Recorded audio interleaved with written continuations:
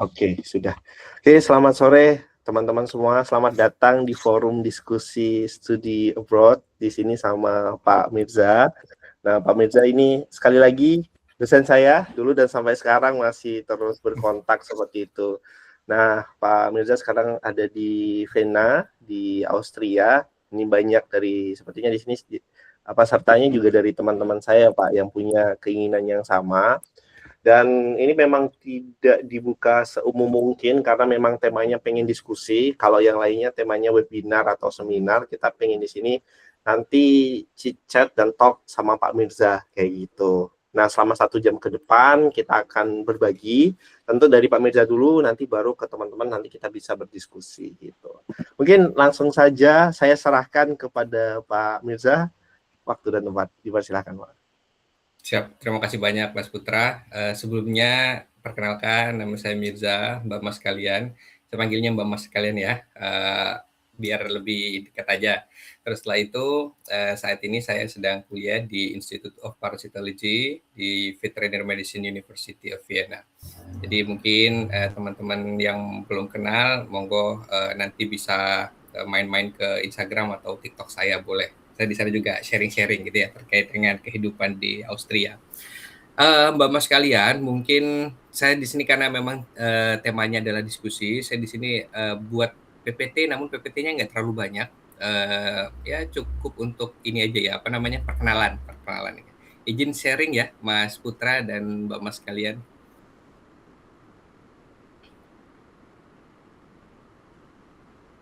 Apa sudah terlihat, Mas?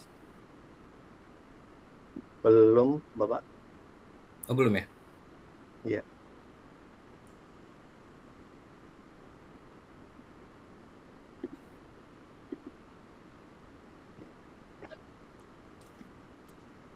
Bapak udah lama Saat ini nggak pakai Google Meet, Pak? belum terlihat ini ya? Belum, Bapak. Oh wait, Nah, ini sebentar. sudah. Oke, sudah, Pak. Oh, sudah ya ini ya? Sudah. Oke. Eh, izinkan saya untuk sharing sedikit ya, Mbak Mas sekalian ya. Jadi kalau misalkan saya selalu dimulai dari kata-kata seperti ini. Jadi kita di sini semuanya ada 8 orang itu sepakat karena saya dengar dari Mas Putra teman-teman sekalian adalah teman-teman yang punya motivasi yang sama, punya visi yang sama. Kita sepakat bahwasanya nothing impossible. Yang impossible itu hanya beberapa hal yang bisa kita lakukan gitu ya. Misalkan kita ingin menjadi malaikat misalkan itu impossible. Tapi kalau misalkan terkait dengan mimpi-mimpi kita, mimpi-mimpi yang masih manusiawi, kita semua sepakat nothing impossible, it's impossible gitu ya. Jadi harapan besarnya dimulai dari satu kata ini dulu, impossible gitu ya. Jadi possible, I am possible. Nah, terus setelah itu ada beberapa landmark di sini. Kalau misalkan Mbak Mas pasti sering lihat lah ya. Ini sambil sambil dibuka aja mikrofonnya. Saya pengen pengen dengar satu-satu nih, karena cuma bertujuh ya. Jadi saya lebih suka ini. Kira-kira dari landmark-landmark ini ada yang ingin kalian kunjungi nggak ini? Mas Putra dulu deh. Saya ya, Pak. Hmm, Saya yang paling ini kayaknya yang kanan paling bawah itu Burj Khalifa kah, Pak? Burj Khalifa. Di Dubai. Oke, Burj Ya. Khalifa. Terus yang lain ada yang mau kalau misalkan nggak ada di sini juga boleh disampaikan. Saya ingin tahu aja nih kalian mau kemana gitu. Mau Ada ke Sweden, Pak. benua Pisa. Sweden, oke. Mau kemana Mas? Mau ke Itali. Itali, oke. Itali ada Pisa di sini ya di gambarnya. Oke, ada lagi yang mau bersuara? 8 orang lainnya. Oke, Jepang, Jepang, oke, Pak. good. Ini Namsan Tower ya, atau Korea. Biasanya kalau misalkan cewek-cewek, wah pengen banget ke Korea gitu ya, nggak apa-apa. Oke, jadi saya masukkan di sini. Oke, negara-negara impian kalian tuh semuanya possible untuk di apa explore gitu ya teman-teman sekalian. Nah, jadi bagaimana cara mewujudkannya? Bagaimana cara kalian bisa sampai ke negara-negara ini untuk explore gitu ya? Pertama, saya ingin sharing dulu. Tadi saya sudah perkenalan diri, nama saya Mirza. Ini yang perlu saya highlight. Saya lahir dan besar di Sumeneb, teman-teman sekalian. Sumeneb itu tahu di mana? Di di Pulau Madura, di ujung paling timur, gitu ya, di Pulau Madura. Jadi kalau misalkan kita sudah punya apa namanya ya, level yang sama gitu ya, level starting point-nya itu sama. Jadi kalau misalkan ada teman-teman yang lahir besarnya misalkan di Jakarta, terus setelah itu punya privilege untuk les bahasa Inggris, terus punya banyak teman bule dan lain sebagainya, atau bahkan sekolahnya di sekolah internasional, itu starting point-nya agak beda tuh. Nah, saya pengen colek teman-teman di sini yang lahirnya di daerah gitu ya. Lahirnya di daerah. Kurang daerah apa di Sumeneb nih? Udah ujung paling timur ke Surabaya itu sekitar 6 jam, harus naik bis, nggak ada transportasi lain ya teman-teman. Terus setelah itu jangankan naik pesawat, saya nggak pernah kepikiran naik kereta gitu ya. Jadi seberapa parahnya gitu ya kalau misalkan hidup di Sumeneb gitu ya. Sampai-sampai saya punya kepikiran untuk apa? Untuk ini, satu mimpinya, pengen lihat salju. Karena kalau misalkan setiap minggu dulu, saya anak milenial gitu ya, kalau misalkan hari Minggu selalu dihabiskan dengan nonton TV. Ada yang tahu ini scene movie apa di sini? Kalau di sini pasti Ultraman ya, Ultraman gitu ya. Kalau misalkan di sini ini adalah Power Rangers teman-teman. Jadi kalau misalkan hari Minggu itu dari pagi sampai sore zaman dulu itu selalu ada film yang kartun, film Power Rangers, Ultraman dan lain sebagainya. Nah, ada beberapa scene film itu yang ceritanya kalau misalkan yang lain gitu ya, summer terus setelah itu autumn dan lain sebagainya, vibes-nya kan ya mirip-mirip lah ya di Indonesia, ada panas-panasnya gitu ya. Tapi kalau misalkan ini pertama kali lihat, apa ya, kok ada rumah kok ada putih-putihnya, kok lapangan kok ada putih-putihnya gitu ya. Vibes-nya tuh beda gitu, paling beda gitu di antara vibes yang lain. Tentunya kalau misalkan autumn juga beda ya, apa namanya, warna-warna cabang ranting pohon kan jadi menguning dan indah gitu, beda. Tapi pas waktu itu notice-nya ketika Power Rangers dan juga Ultraman ini ada scene saljunya. Wah, salju tuh kayak apa? Oh, kayak es ya. Kok bisa ya es ada di luar gitu. Jadi dari pemikiran sekecil itu, anak kecil yang belum punya banyak gambaran gitu ya, tapi sudah ada memori, oh ternyata di luar negeri itu ada salju gitu ya. Jadi mimpinya cuma satu, mimpinya salju. Dari mimpi kecil itu bisa menjadi mimpi besar. Nah tadi yang saya bilang, dream big is the key of success gitu ya. Jadi kalian harus tetap punya mimpi yang besar. Starting point-nya dari mana? Starting point-nya bisa jadi dari tontonan masa kecil, bisa jadi ngelihat salah satu keluarga atau orang terdekat yang sudah kuliah atau hidup di luar negeri gitu ya. Itu bisa dari mana saja. Oke. Jadi ada satu kalimat yang buat saya ini menarik gitu ya, cakep. Apa? Mimpi besar itu dimulai dari langkah yang kecil. Jadi kalau misalkan kita punya mimpi besar, teman-teman sekalian, jangan fokus sama mimpinya. Mimpi besar gitu ya, fokus sama mimpinya aja. Tapi kita lupa untuk melangkah gitu ya, untuk cari hal-hal yang kecil yang bisa menuju ke arah mimpi besar tadi. Yang pertama saya lakukan adalah membuat paspor tentunya. Kenapa? Karena dengan membuat paspor ini saya sudah bisa mulai bilang positif vibes ke diri saya, bahwasanya ketika sudah punya paspor saya pegang kunci gitu ya, kunci untuk keluar negeri. Nah di sini semoga harapan besar saya 8 orang yang ada di sini sudah punya paspor semua. Kalau belum silakan segera. Karena mimpinya tadi udah besar nih, mau keluar negeri semua gitu kan ya. Terus setelah itu nanti ada di salah satu slide kenali kekurangan diri atau kelemahan gitu ya. Nah, kelemahan saya itu satu, karena ketika di Sumeneb tadi itu fasilitas dan fasilitas pendukung gitu ya, kursus dan lain sebagainya itu nggak banyak teman-teman, dan itu hanya bisa diakses oleh orang-orang yang mungkin punya uang gitu ya. Pada saat itu saya nggak bisa punya uang. Nah jadi ketika saya mulai kuliah S1, saya mulai nih kursus untuk bahasa Inggris, memperbaiki gitu ya, memperbaiki bahasa Inggris. Bukan memperbaiki sebenarnya sih, lebih ke mulai dari awal kursus bahasa Inggris, karena memang sekurang itu gitu ya untuk belajar bahasa Inggris di Sumeneb pada saat itu.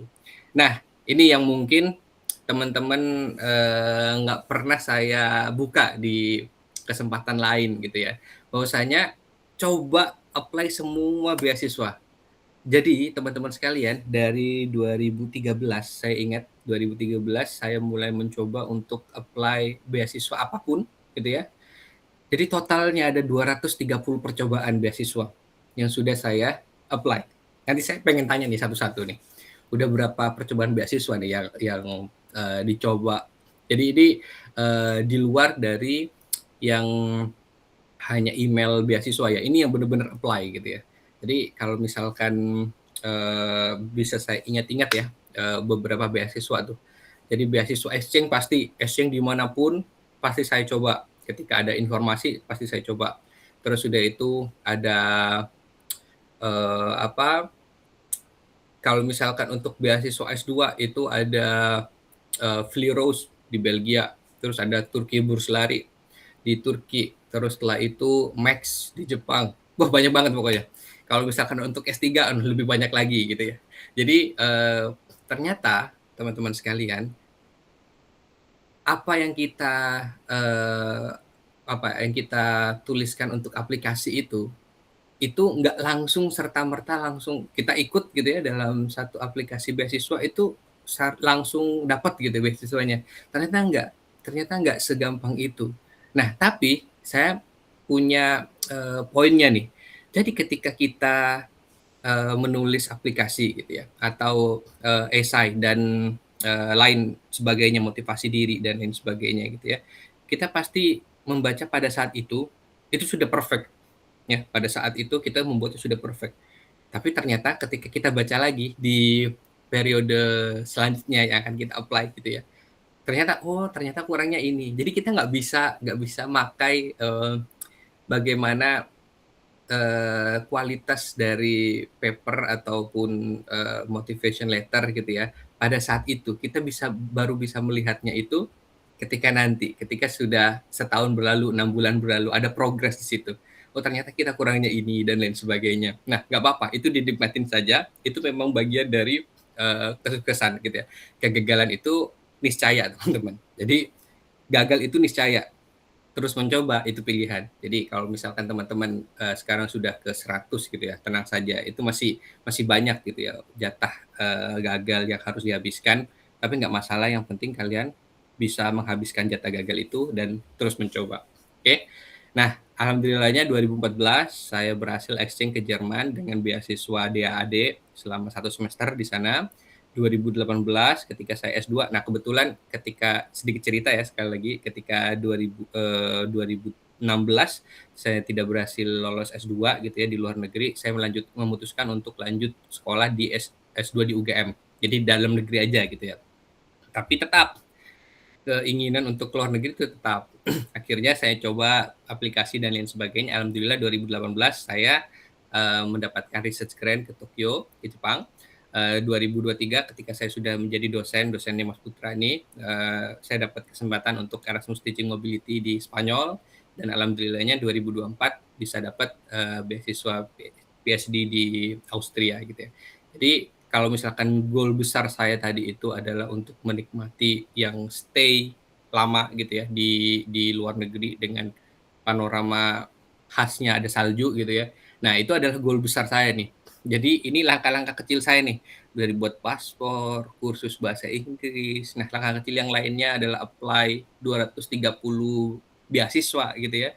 Ini juga kecil nih, exchange ke Jerman itu kecil gitu ya. Research juga ke Tokyo itu kecil, karena short visit itu menurut saya belum belum target saya, belum goal besar saya. Goal besar saya adalah stay gitu ya. Nah, jadi alhamdulillahnya 2024 saya dapat beasiswa IMG ini. Oke.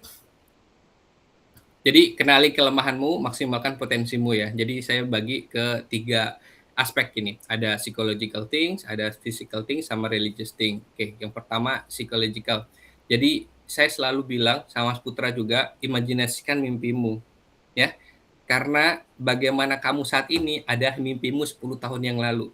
Ingat ya, bagaimana kamu saat ini, kamu sekarang duduk nih, kalian semua duduk sore ini di Indonesia gitu ya. Ada seminar beasiswa, itu adalah 10 tahun mimpi kamu yang lalu, mimpi kamu 10 tahun yang lalu gitu ya. Jadi mungkin kamu berasa emang iya ya mimpiku seperti ini ya, atau bahkan sudah lulus gitu kan juga menjadi mimpimu gitu ya.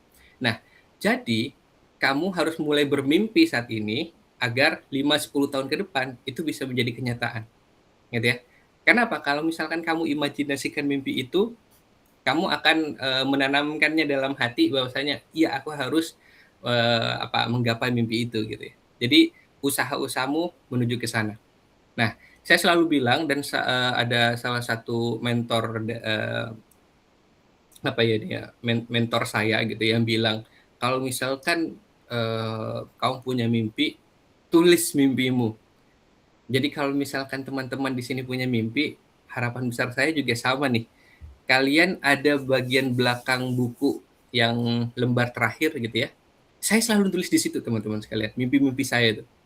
Dan alhamdulillahnya sejak saya terapkan 2009 ya, 2009 sebelum saya masuk ke universitas, ketika mimpi-mimpi itu saya tulis, saya imajinasikan mimpi-mimpi itu gitu ya. Alhamdulillah checklist gitu ya, satu-satu. Serius ini. Jadi teman-teman kalau misalkan bisa sebenarnya ini pseudo science gitu ya. Tapi menurut saya secara moral saya juga merasakan hal itu ada manfaatnya karena ketika saya buka bagian belakang buku saya gitu ya, buku catatan, selalu ada mimpi-mimpi saya. Jadi itu jangan dikasih tahu sama teman-teman yang lain ya, tapi khusus untuk kalian aja. Misalkan gini, buat spesifik mungkin. Kalau saya selalu buat gini, saya akan masuk dulu salah satu universitas target saya gitu ya, Universitas Jember gitu, Universitas Negeri Jember. Memang nggak terlalu tinggi, tapi nggak tahu saya pengen di situ. Terus setelah itu saya pengen 2014 saya pengen Jerman karena ada program dalam lain sebagainya. Jadi sudah dituliskan di situ tanggalnya, tahunnya, di mana lokasinya dan lain sebagainya. Jadi ketika nanti kalian flashback lagi ketika sudah ada di mimpi itu, kalian hidup di mimpi kalian gitu ya, kalian flashback, oh iya ya ternyata ini sudah checklist nih. Oh ternyata lewat 1 tahun saya nulisnya ke Jerman itu pada saat saya mulai perkuliahan di UNEX pada saat itu 2013. Ternyata alhamdulillahnya saya dapat S-nya itu 2014. Tapi paling tidak melesetnya itu nggak jauh gitu ya, melesetnya nggak jauh. Itu yang selalu saya lakukan teman-teman. Jadi kalian bisa mencoba itu di saat ini gitu ya. Kalau misalkan ada buku catatan dan lain sebagainya, tulis di bagian belakang gitu. Physical things, perbaiki interpersonal. Nah, saya suka nih interpersonal apa. Jadi teman-teman bahasa Inggris itu bukan menjadi yang utama ya. Bahasa Inggris itu bukan menjadi yang utama. Sampai saat ini saya bilang bahasa Inggris saya itu masih jelek. Bahasa Inggris saya cuman bisa ngomong tapi secara grammatical mungkin jelek gitu. Mungkin mereka teman-teman saya ketika saya ngobrol ngerasa ini kok Indonesia banget gitu ya. Khas. Kalau misalkan saya dulu belajar di Pare di kampung Inggris, ya udah khas kampung Inggris, yang penting berani ngomong gitu. Tapi kalau misalkan untuk as a grammaticalnya pasti error, banyak errornya gitu. Tapi nggak masalah, karena apa? Karena bahasa Inggris itu bukan jadi yang utama. Dia penting, tapi bukan menjadi satu-satunya gitu ya. Ada lain hal yang bisa mendukung ketika kita berinteraksi. Apa itu? Interpersonal, teman-teman. Jadi kalau misalkan anggapnya saya ini bahasa Inggrisnya jelek, tapi interpersonal saya dirasa cukup baik untuk mendukung komunikasi dan lain sebagainya. Itu akan sangat mendukung meskipun bahasa Inggris kita jelek misalkan ya, tapi dengan interpersonal yang baik, lawan bicara kita itu merasa warm, merasa hangat, dihargai, dan tidak terintimidasi dan lain sebagainya. Itu penting ya. Jadi bahasa Inggris bukan menjadi satu-satunya, tapi bahasa Inggris penting, tapi ada hal yang mendukung itu juga. Jadi apa? Interpersonal tadi. Jadi kalau misalkan kita dalam satu komunitas, perbaiki interpersonal kita. Dan saya dengar tadi teman-teman di sini 8 orang ini adalah teman-teman IM ya, Indonesia Mengajar ya. Pasti interpersonalnya sudah bagus, sudah baik nih. Bagus, tingkatkan CV ya, dan juga relasi bagus nih. Indonesia Mengajar pasti udah bagus, apalagi Mas Putra nih untuk relasi tingkat kementerian nih sekarang, mantap. Terus udah itu apply terus ya, beasiswa exchange, S2 atau S3. Registering pasti wajib, minta doa ke orang tua gitu ya. Dan kalian cuma butuh satu orang yang percaya gitu ya. Meskipun dunia ini nggak percaya kalau kalian bisa keluar negeri, teman kalian, alah mau kemana? Karena saya dulu gitu. Jadi ketika saya bilang, ya namanya juga orang Indonesia gitu ya, aku pengen banget keluar negeri gitu ya. Alah mau keluar negeri gimana? Orang pertama tadi orang desa gitu ya, terus setelah itu bahasa Inggris pelekak-peleku, nggak bisa bahasa Inggris. Tapi ada satu orang nih yang percaya bahwasanya saya bisa. Ya udah, dari support satu orang itu cukup untuk bisa kalian drive diri kalian untuk bisa dapat beasiswa gitu luar negeri. Ya ini pertanyaan-pertanyaan yang tadi saya tanyakan di G-Form gitu ya. Mungkin nanti kita bisa kulik lagi apa kira-kira yang masih belum ready, nanti kita bisa diskusikan. Mungkin itu aja tipsnya, habiskan jatah gagalmu ya. Jadi saya mencoba sekitar ya 230 aplikasi beasiswa. Jadi tanpa orang tahu. Jadi at least 1 bulan itu ada ya satu enggak lah, 2 bulan sekali mungkin ada. Karena 1 tahun bisa 6 kali ya, seperti itu. Untuk beasiswa apapun ya, exchange, S2, S3. Jadi banyak. Terus kontak calon supervisormu. Jadi kalau misalkan sudah ada alamat email profesor, karena apa? Karena menurut saya, entah itu exchange, mau S2, mau S3, kalau misalkan sudah ada supervisor terlebih dahulu, itu akan lebih memudahkan.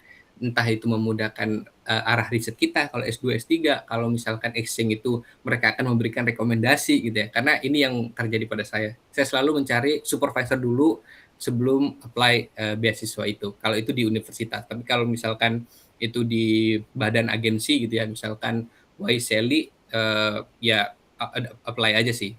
Paling tidak supervisor yang kita hubungi itu bisa memberikan rekomendasi letter yang bukan surat saktinya gitu ya. Tapi kalau misalkan di universitas kan recommendation letter dari profesor atau supervisor itu jadi surat sakti. As long as mereka ada recommendation letter, insya Allah akan lolos gitu. Nah, ini nih note-nya nih. Ini kata-kata yang saya dapatkan dari salah satu PhD student ketika saya exchange ke Jerman. Beasiswa itu adalah untuk orang yang usahanya lebih dari yang lain. Jadi, tadi, beasiswa itu buat siapapun. Beasiswa itu buat siapapun. Tapi, beasiswa itu untuk spesifik orang yang usahanya lebih dari orang lain. Jadi, 8 orang ini saya yakin usahanya lebih, insya Allah 1-2 tahun lagi akan mendapatkan beasiswa ya, gitu, tahun ini atau tahun depan ya. Sekian dari saya cerita sedikit aja, karena nanti kalau misalkan mau diskusi, kita diskusi yang banyak gitu ya, mau apa saja beasiswa yang ada di Austria ini dan lain sebagainya, mau sharing-sharing juga boleh. Itu mungkin saya kembalikan ke Mas Putra. Siap, Bapak. Saya izin pakai headset dulu bentar.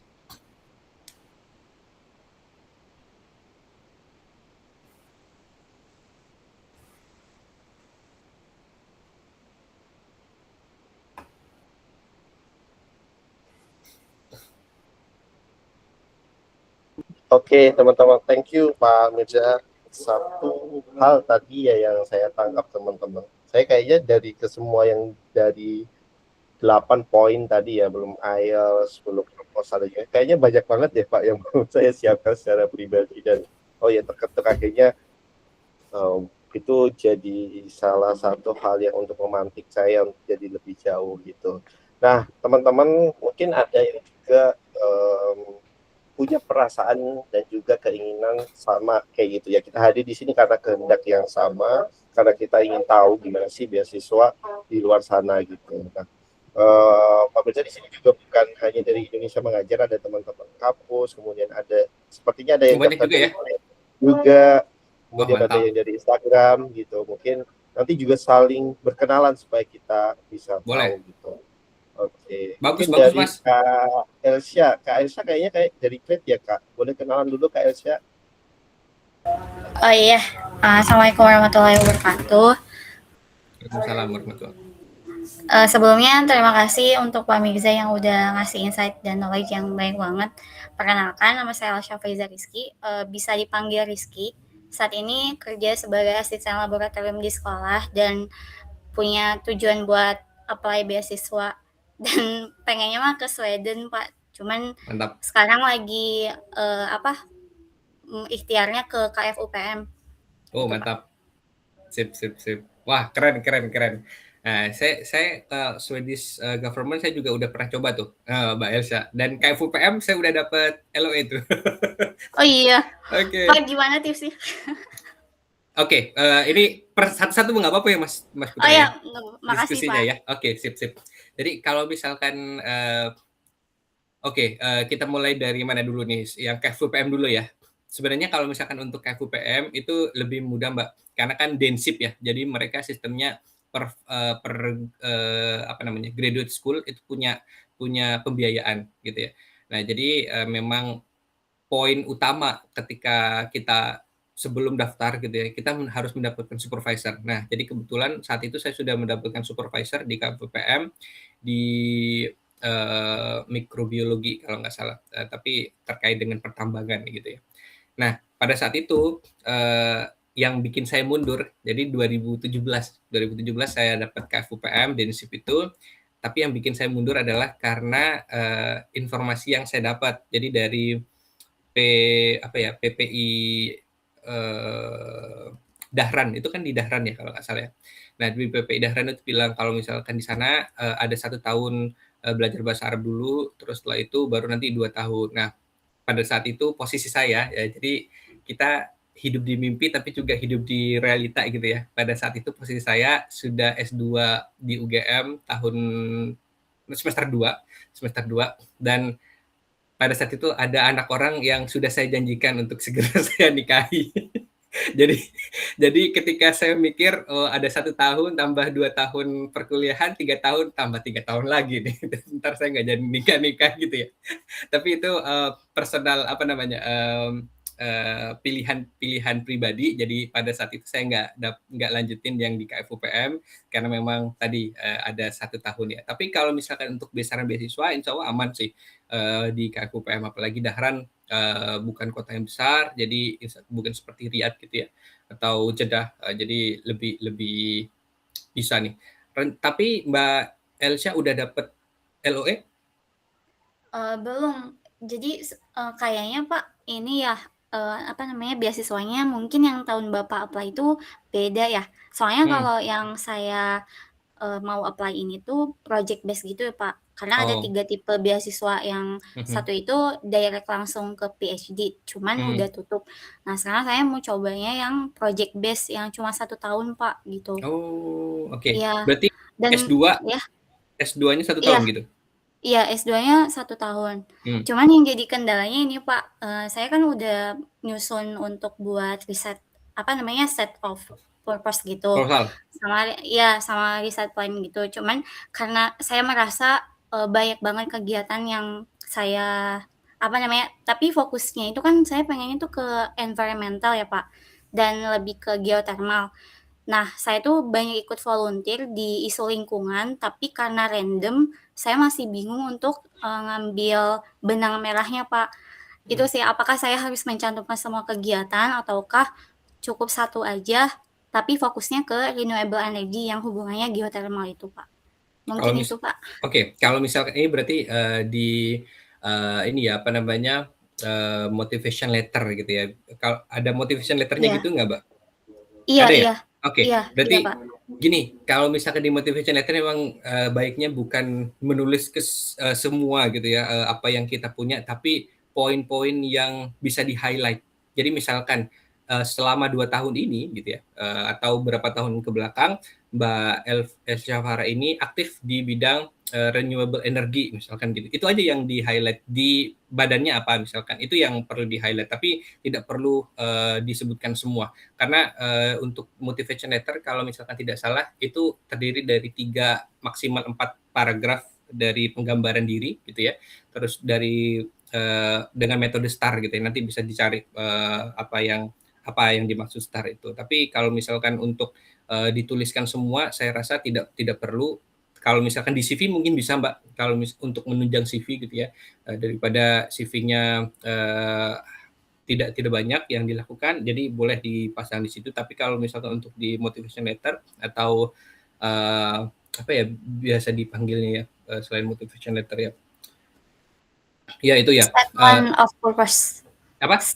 Statement of purpose. Statement of purpose, benar. Statement of purpose, benar. Jadi di situ cukup di highlight apa yang penting saja sih. Nah, jadi kalau misalkan 1 tahun berarti tidak perlu belajar bahasa Arab ya Mbak ya? Iya, dan kelasnya mantap. juga internasional Pak. Internasional ya? Saya juga kaget waktu Bapak ini ada kelas bahasa Arab. Ya, karena pada saat itu 2016 tuh berarti ya. 2016 itu namanya DENSIP Scholarship ya. Jadi grade dari sekolah pasca sarjana di KFUPM itu yang ngadakan. Dan itu masih ada loh sampai sekarang. Jadi secara kalau misalnya sekarang mungkin ada base project research base gitu, tapi juga ada DENSIP. Jadi kalau misalkan teman-teman yang lain mungkin pengen lihat, boleh di KFUPM itu ada DENSIP graduate program gitu. Semangat ya Kak Elsyafara ya, mantap. Insya Allah Pak, amin. Bapak boleh nggak? Bapak boleh nggak nanti minta tolong proofreading? Boleh. Nanti kalau misalkan untuk itu dia. Tapi kalau misalkan ini saya lebih prefer ke TikTok aja ya, di TikTok aja. Soalnya kalau misalkan Instagram saya buat private, kalau misalkan TikTok nanti kita bisa sharing-sharing di situ. Sip, Mbak Elsya. Makasih banyak Bapak. Sama-sama. Ini satu-satu aja gini ya Mas ya, lebih siap, Pak. Intimate, siap. Oke, thank you Kak Rizky. BTW Kak Rizky kemarin daftarnya lewat mana ya? Karena ada beberapa dana. Oh, di Thread ya? Oke. Ya. Oh, mantap. Kayaknya yang di-share sama Pak Mirza itu ya? Iya. Oke, thank you Kak Rizky. Oke, nah tadi itu ada lagi mungkin dari Kak Marvio ya. Kak Marvio ini juga saya belum kenal ini. Halo Kak Marvio. Oke. Halo Putra. Halo, ya kayaknya aku lupa atau kita pernah ketemu belum ya Kak?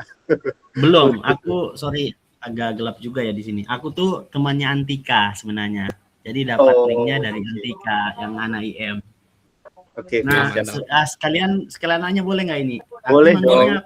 Apa Mas Mirza apa gimana ya? Boleh Mas aja. Saya sama-sama mahasiswa sekarang ini.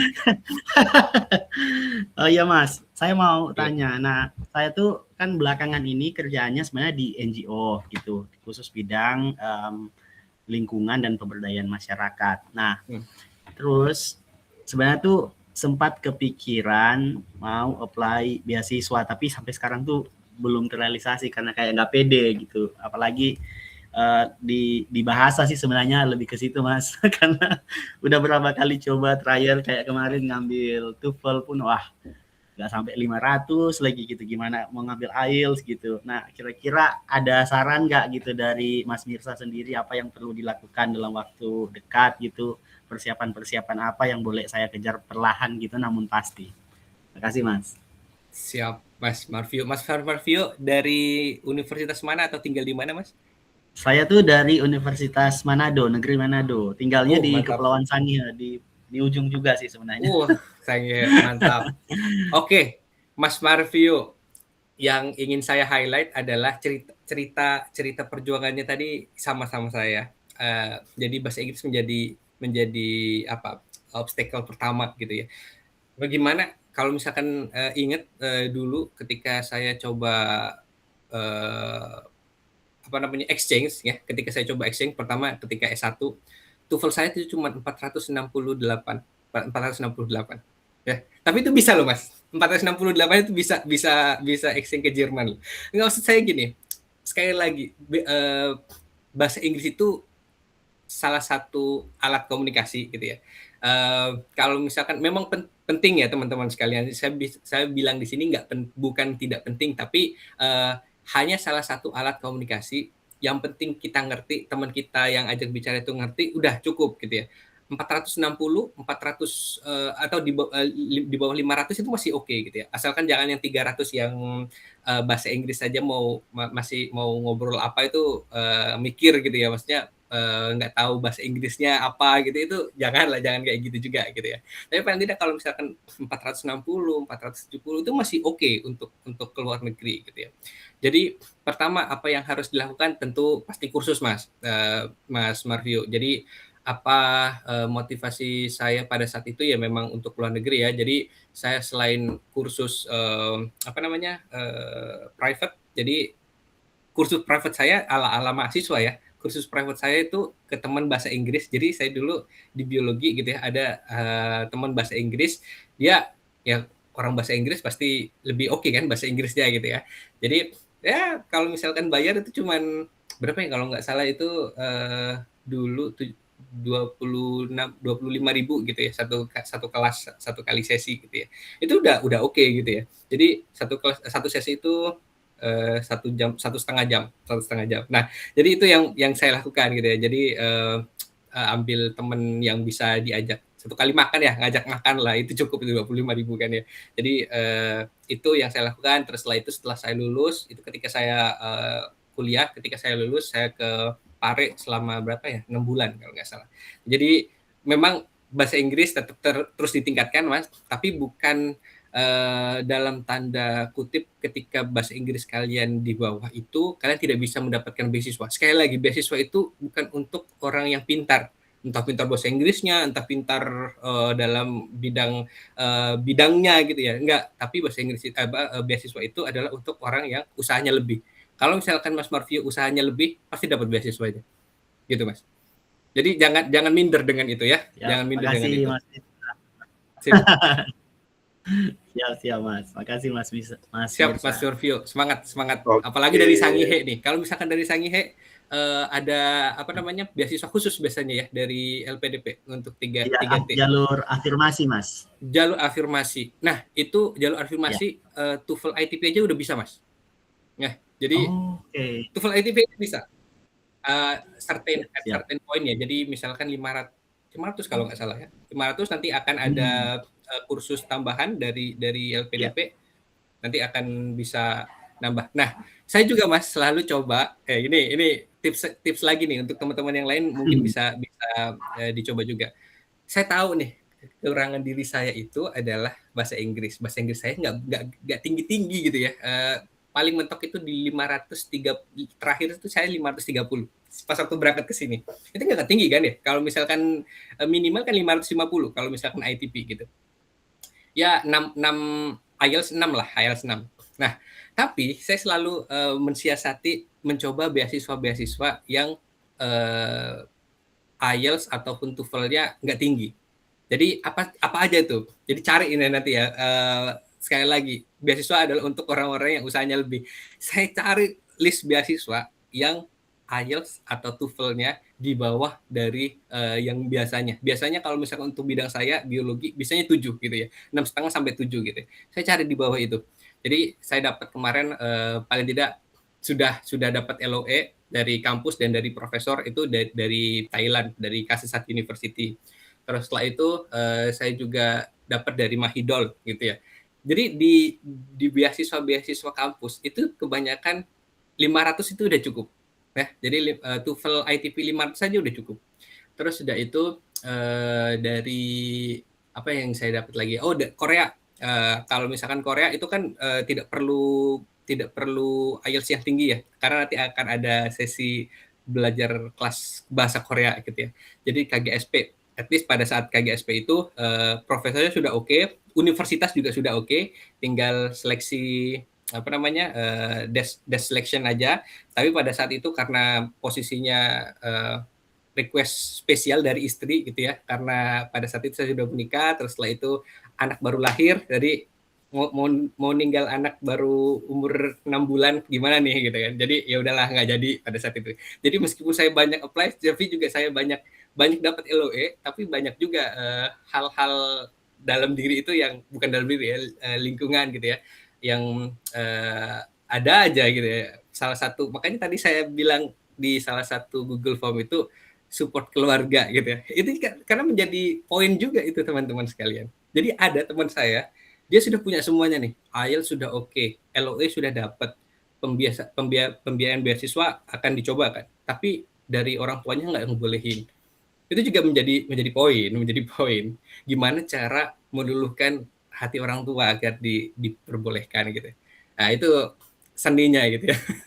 Jadi lebar kemana-mana nih. Tapi gitu ya Mas Marsio ya. Jadi silakan cari list beasiswa yang IELTS-nya itu tidak, atau TOEFL ITP-nya itu tidak tinggi. Dan itu banyak Mas. Dan itu banyak. Trust me. Siap. Makasih Mas Mirza insight-nya. Siap sama-sama Mas Marsio. Oke, sip. Thank you teman-teman. Ini kita masih ada waktu sekitar 14 menit untuk diskusi. Mungkin dari ada yang lain. Tadi ada Kak Deva juga. Kak Deva Yohana. Kayaknya saya juga belum kenal nih. Halo Kak Deva, masih ada di sini? Halo Kak. Oke. Silakan Kak. Oke, salam kenal. Nama saya Deva. Saat ini bekerja di salah satu NGO di bidang capacity building. Jadi sebenarnya terima kasih ke Kak Putra yang sudah menyediakan wadah ini ya. Jadi terima kasih juga sama Pak Mirza karena sudah sharing gitu. Jadi motivasi saya ikut diskusi ini sebenarnya untuk ini sih Kak, mengumpulkan motivasi kayak gitu. Untuk saat ini masih belum mengusahakan untuk apply di mana kayak gitu karena kebetulan baru wisuda tahun ini, terus pengen dapat pengalaman kerja dulu gitu. Tapi untuk keinginan kuliah di luar negeri itu sebenarnya sudah ada sejak SMA gitu. Waktu itu sih pengennya kuliah di Prancis atau Spanyol gitu kan. Karena kebetulan saya di SMA pernah dapat pelajaran bahasa Prancis, terus belajar bahasa Spanyol juga gitu. Untuk saat ini mungkin untuk menuju ke sana paling perlu dulu untuk mengasah kemampuan bahasa supaya bisa lebih lancar kayak gitu sih. Terus untuk jurusan juga sekarang masih meraba-raba kayak gitu karena kebetulan kan kuliah saya waktu kemarin itu di S1 jurusannya bahasa dan sastra Arab gitu. Terus kerja saya di NGO. Jadi saya masih bingung antara lanjut mendalami ilmu linguistik atau sastra atau mengambil salah satu isu di NGO tersebut. Seperti itu sih paling. Terima kasih. Oke. Ini saya tanggapi ya Mbak Deva ya. Iya boleh silakan. Jadi gini, kalau misalkan kalian pilih sekolah gitu ya, pilih jurusan untuk sekolah, itu kalian bayangkan 5-10 tahun kalian akan menjadi apa.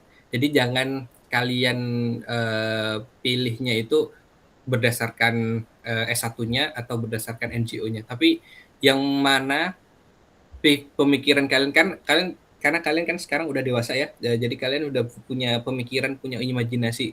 5-10 tahun saya bekerjanya di mana? Oh, saya bekerjanya advokasi misalkan deh. Oh, berarti ya udah di bidang NGO-nya ini yang dilanjutkan terkait dengan human development tadi ya. Kalau misalkan saya ke depannya ingin menjadi peneliti, misalkan peneliti linguistik.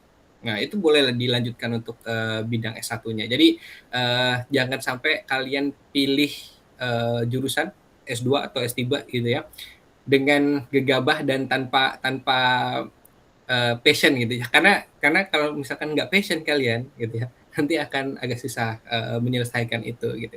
Jadi harus dengan passion. Jadi passion itu didapat dari dalam diri gitu ya. Bagaimana cara kita memandang diri kita 5-10 tahun ke depan. Jadi kalau misalkan Mbak Deva, wah saya udah nyaman di human development ini, di NGO ini, berarti saya ke depannya ingin bekerja di bidang yang sama dengan ini gitu ya. Nggak apa-apa, lanjutkan di human development. Atau saya kurang nyaman di human development ini, kayaknya saya kembali kayak saya dulu. Jadi lulus S1 saya menjadi marketing ya teman-teman sekalian ya. Jadi dari biologi jadi marketing tuh. Marketing di salah satu perusahaan PMA di Indonesia gitu ya. Jadi pada saat itu saya mikir, wah ini nggak bener nih. Saya kerja di sini, saya ngerasa nggak nyaman gitu ya. kayaknya saya harus balik deh. Balik ke mana? Balik ke bidang S1 saya, biologi. Akhirnya saya lanjut S2-nya di arah-arah yang biologi tadi. Gitu, Mbak Deva. Oke Pak, makasih atas sarannya dan masukannya. Sip, semangat ya. Oke, terima kasih Kak Deva. Kak Deva kemarin daftarnya lewat mana ya Kak? Lewat Instagram sih, kebetulan lihat story-nya Kak Putra. Oh, oke, siap.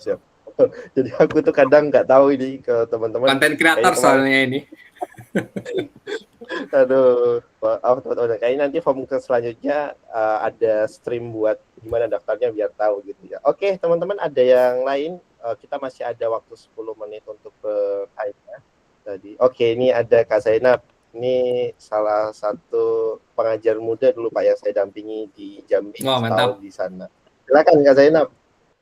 Halo Kak Mirza. Halo. Mohon maaf sebelumnya saya belum bisa on cam. Jadi tadi kan kakak menyampaikan kalau misalnya kakak udah banyak coba ya sampai ratusan beasiswa. Yang aku penasaran ini sih Kak, kan dari semua beasiswa itu pasti berkas-berkasnya cukup berbeda gitu ya. Ada yang mungkin statement of purpose, ada yang mungkin pakai personal statement, dan itu kalau saya cari-cari juga agak beda gitu kan kerangkanya gitu. Nah, apakah kakak, apalagi zaman dulu kan kayaknya belum terlalu banyak ini ya Kak, layanan proofreading gitu-gitu ya. Nah dulu kakak ketika menyiapkan berkas-berkas tersebut untuk proofreadingnya seperti apa, dan apakah dari, kan biasanya ada bahasanya, jurusan-jurusan yang kita daftar tapi beda beasiswa tapi jurusannya mirip gitu loh Kak, yang terkadang nggak terlalu, ketika kita bikin personal statementnya nggak terlalu beda sama beasiswa lain, kayak misalnya beasiswa A dengan jurusan satu gitu, dan beasiswa B jurusan satu, jurusannya mirip tapi beasiswanya beda gitu. Apakah itu kita bisa menggunakan lagi gitu ya, reuse lagi dokumennya, atau seperti apa? Terima kasih Kak. Siap. Sama-sama Kak Zainab. Gini, jadi terkait dengan statement of purpose gitu ya. Jadi dari 230, kembali lagi saya harus memberikan contoh dari pengalaman saya dari 230 itu. Jadi dari 230 aplikasi beasiswa yang sudah saya coba untuk statement of purpose, karena statement of purpose itu kan menjelaskan tentang diri saya ya teman-teman sekalian ya. Beda tapi bukan totally beda gitu ya, bukan semuanya berbeda, tapi hanya di beberapa poin aja yang saya highlight. Tentunya saya pertama kali membuat gitu ya tahun 2013. Saya ingat banget pertama kali aplikasi beasiswa ke Jerman itu, ke exchange ke Jerman. 2013 saya buat, bahasanya acak adu tentunya gitu ya. Jadi bagaimana saya cara proofreading? Saya kan punya teman jurusan bahasa Inggris gitu ya. Dengan saya minta bantuan ke dia kursus private. Jadi ketika saya buat, beliaunya lah yang proofread gitu ya. Ini bahasanya salah dan lain sebagainya. Tapi seiring berjalannya waktu kan itu terus berkembang ya. Jadi dari satu, makanya saya bilang ketika kalian masih coba 5 aplikasi, saya yakin untuk statement of purpose, untuk proposal dan lain sebagainya itu masih mentah. Ya, itu masih mentah. Jadi kalau misalkan pada percobaan kesekian, misalkan puluhan, 30 misalkan ya, itu baru mulai matang gitu ya. Jadi saya bisa bilang kalau misalkan untuk statement of purpose dan lain sebagainya, bibitnya cuma satu. Jadi kalian membuat satu pertama kali, selanjutnya dikembangkan. Nah, meskipun jurusannya beda, beasiswanya beda, namun karena statement of purpose ini beda cerita dengan riset proposal. Karena kalau riset proposal totally different. Tapi kalau misalkan statement of purpose, terus sudah itu apalagi tadi personal statement dan lain sebagainya, itu semuanya sama, menjelaskan tentang kita, hanya highlight-nya saja yang beda. Misalkan nih, misalkan saya pernah mencoba untuk S2, satu di bidang imunologi, satu di bidang biologi molekuler gitu ya. Ini dua hal yang berbeda di dalam cabang ilmu biologi. Gimana saya meng-highlight yang imunologi? Yang imunologi ketika saya S1, saya hands-on penelitian imunologi gitu ya. Jadi saya banyakin cerita ketika saya melakukan penelitian imunologi. Tapi ketika biomolekuler yang saya tuju, saya juga mention imunologi, namun di sisi lain saya menjadi asisten asisten praktikum biomolekuler. Artinya saya memberi sedikit sentuhan biologi molekulernya. Saya punya ahli di bidang, bukan ahli, penelitian saya di bidang imunologi, tapi saya juga hands on loh di bidang molekuler karena saya menjadi asisten peneliti dan lain sebagainya. Jadi sedikit berbeda, namun intinya sama, seed-nya itu sama gitu. Jadi kalian cuman buat satu terkait dengan branding diri. Jadi kalau misalkan statement or purpose itu sebenarnya bagaimana cara kalian, saya selalu bilang gini nih, bagaimana cara kalian menjual diri dari tanda positif ya, dalam tanda kutip, artinya kalian membranding diri kalian gitu ya. Jadi itu yang selalu saya bilang, garis bawahi di sini, branding diri jangan terlalu over proud ya, jangan terlalu over proud, karena kalau misalkan over proud bisa menjadi jebakan juga. Jadi kalian membranding diri tapi istilahkan dalam POV orang kedua gitu ya, POV orang ketiga. Jadi jangan POV-kan kalian, saya adalah orang yang sangat berpotensi gitu ya. Nah, enggak. Jadi saya mendapat dukungan dari supervisor saya, bahwasanya saya menjadi orang yang itu menjadi oh ini dapat validasi nih dari orang lain, bahwasanya dia oke gitu ya. Itu sih lebih oke-nya. Jadi jangan over proud. Kalian menjual diri kalian di statement of purpose itu, tapi harus ada rem-remnya dikit gitu. Oke, thank you. Gimana Kak Zainab? Mungkin sedikit lagi boleh Kak Oira? Boleh. Tadi kan terkait rekomendasi ya. Kalau misalnya belum ada supervisor dari luarnya atau dari instansi tersebut gimana? Wajib cari itu. Jadi kalau misalkan rekomendasi, jadi rekomendasi itu menurut saya adalah kartu as. Kalau misalkan dalam mainan remi gitu ya, remi bener ya. Kartu itu kartu asnya. Jadi cari orang yang paling berpengaruh. Jadi kalau misalkan letter of recommendation itu cari yang pertama harus supervisor kalian. Jadi entah kalian pernah penelitian bareng, entah kalian DPA-nya gitu ya, atau dosen tersebut DPA-nya, itu menjadi poin. Terus sudah itu yang kedua, meskipun mereka tidak kenal sama kalian, ataupun hanya kenal sebatas kenal saja, tapi orang ini punya track record yang bagus di dunia akademik. Misalkan beliau adalah profesor, satu-satunya profesor bidang biologi molekuler di universitas tersebut, misalkan, itu bagus. Jadi harus cari recommender atau yang memberi rekomendasi itu sesuai bidang. Yang kedua ya, yang pertama itu adalah orang yang paling mengerti kalian atau mengenal kalian gitu Mbak Zainab. Jadi harus cari, itu wajib hukumnya. Kalau untuk yang instansi atau misalnya tempat kerja sebelumnya atau academic supervisor itu udah Kak. Tapi kalau misalnya yang tadi Kakak sebutin yang kayak misalnya kita mau daftar ke kampus A, kita perlu dapat dari kampus A-nya gitu. Ya. Kan tadi berarti reach out dulu ya profesor atau lecture di sana gitu kan. Itu gimana Kak? Betul. Ini juga, jadi kalau misalkan dari tadi ya yang saya sebutkan academic supervisor, terus sudah itu dari instansi kita gitu ya. Tapi kalau misalkan bisa, ini sekali lagi, apa yang menjadi pembeda kita dengan orang lain gitu ya, yaitu adalah dukungan dari universitas penerima. Jadi kalau misalkan universitas yang menerima ini ada orang yang sudah mau menerima, jadi mereka nggak ada alasan untuk menolak kita. Itu yang terjadi di 2 aplikasi saya. Jadi 3 aplikasi saya gitu. 4. Berarti 4-empatnya yang saya lolos beasiswa ini semuanya saya dapat supervisor. Oke, yang pertama nih. Jadi ingat ketika saya S1 saya exchange ke Jerman itu, TOEFL saya itu 460 ya. TOEFL saya 460. Ketika saya lihat, karena kan DAD exchange itu pada saat itu dibuka ya untuk seluruh mahasiswa di Indonesia. Saya lihat tuh urutan secara TOEFL ya. Secara TOEFL saya ada di urutan ke 19 sampai 18 gitu. Pokoknya belasan gitu. Serius ini. Jadi pada saat itu ada yang tinggi-tinggi, ada yang 600, ada yang 580 dan lain sebagainya gitu. Nah, saya ada di urutan ke 18, 19 gitu. Nah, pada saat itu apa yang saya bisa lakukan adalah saya cari supervisor dulu tuh. saya email semua profesor di situ. Itu juga terjadi ketika ke Jepang gitu ya. Saya email banyak sekali profesor, ada kalau nggak 20 profesor gitu ya. Bahkan ketika ada cerita lucu nih, ketika yang Jepang itu ya, karena saya cuman kopas, ini kesalahan saya, tapi jangan ditiru ya. Saya itu buat email, saya cuman kopas, nggak kasih ganti penerima gitu ya. Saya lupa ganti namanya, Dear Professor gitu ya. Terus dia bilang gini, profesor yang menjawab saya itu dari 20 profesor yang saya email gitu ya, hanya beliau yang balas. Tapi balasnya itu gini, kayaknya kamu salah orang deh. Kayaknya kamu salah orang deh.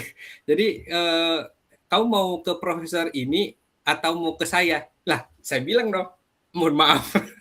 Saya pengen ke profesor ke Anda gitu ya, bukan ke profesor ini. Ya itu kesalahan saya. Tapi dari situ ternyata karena beliau juga baik ya.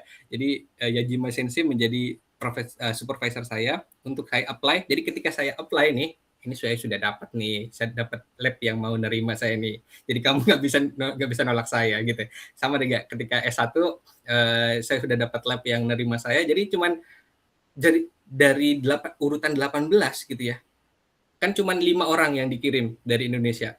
Saya di urutan kelima pada saat itu yang dikirim gitu ya. Karena apa? Karena saya satu-satunya, meskipun 4 ini nilainya tinggi-tinggi gitu ya, tapi saya satu-satunya sudah dapat lab tuh, yang dapat profesor gitu ya di universitas tersebut. Jadi itu.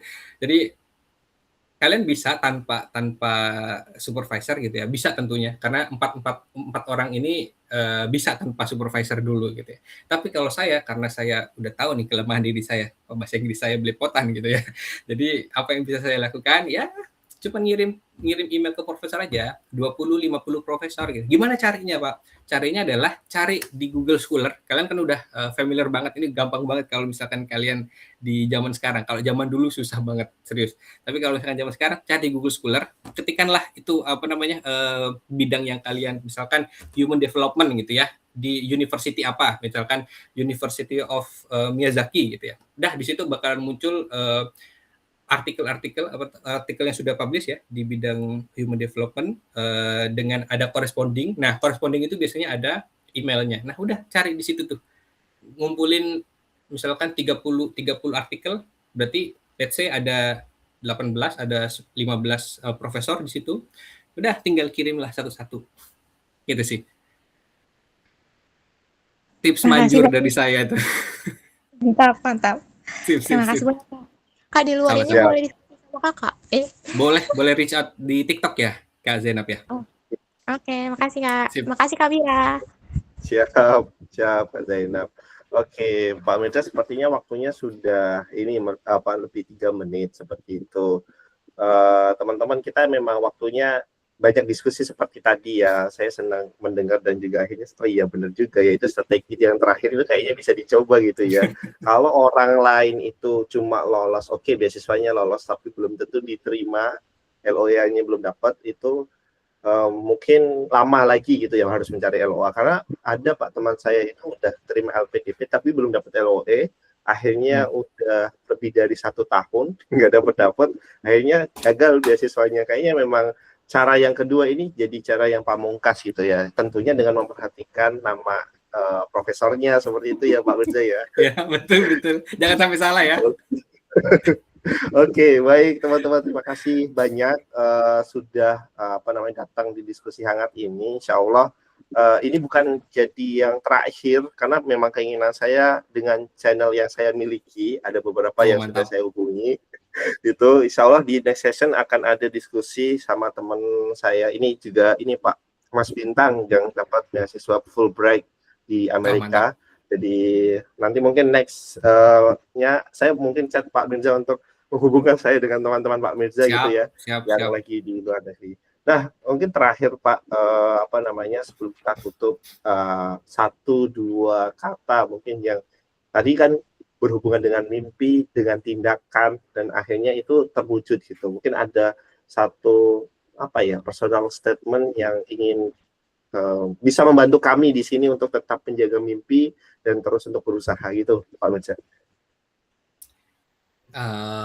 Gini, jadi kalau misalkan saya tadi bilang Anda sekarang itu adalah mimpi Anda 10 tahun yang lalu gitu ya. Jadi kalau misalkan saya bisa bilang kembali, tetap hidupkan mimpi Anda agar bisa kalian merasakan mimpi Anda di 10 tahun yang akan datang. Jadi dan kalimat yang pamungkas menurut saya Mas, ketika saya diskusi ya dengan salah satu teman juga, tadi saya sempat mention juga bahwasanya beasiswa itu bukan untuk orang yang pintar ya. Jadi kalian semua ini ada berapa nih? 8 orang di sini ya. Ada 8 orang ini itu semuanya bisa memiliki kesempatan yang sama. Beasiswa itu bukan untuk orang yang pintar. Dan beasiswa itu adalah untuk orang yang usahanya lebih dari orang yang lain. Itu sih Mas. Oke, siap Bapak. Ternyata saya belum follow TikTok Bapak ya. Wah, Karena saya sudah 2 tahun lebih nggak pakai TikTok nggak karena pakai TikTok, pekerjaan. siap. Jadi saya harus kembali lagi ke TikTok. Tapi thank you Pak Mirza for your time. Di sana udah jam 10 siang ya. Siap, Jadi betul. mengganggu weekend-nya Aman. Saya kira ini sampai jam 11, Mas. hanya 1 jam Pak, memang dibuat 1 jam Gitu saja. ya. Nanti kalau semisal ada diskusi yang lanjut, teman-teman boleh menghubungi langsung Pak Mirza. Tadi sudah ada TikToknya Atau yang kalau beliau. misalkan teman-teman setelah ditutup masih ada yang mau diskusi sedikit, boleh nih. Nah, boleh. Ini saya Boleh. tutup dulu mungkin barangkali Siap. teman-teman. Soalnya saya juga pengen ngobrol juga sih aslinya. Oh, siap. Kan saya belum Pak tadi Pak. Oh iya, benar. Padahal ini Mas Putra juga ada misi pribadi ini ya. Iya baik, siap. Thank you teman-teman. Aku tutup dulu, aku stop dulu rekamannya. Nanti kalau teman-teman pengen dapat tayangannya ada di YouTube pribadi saya. Nanti saya share.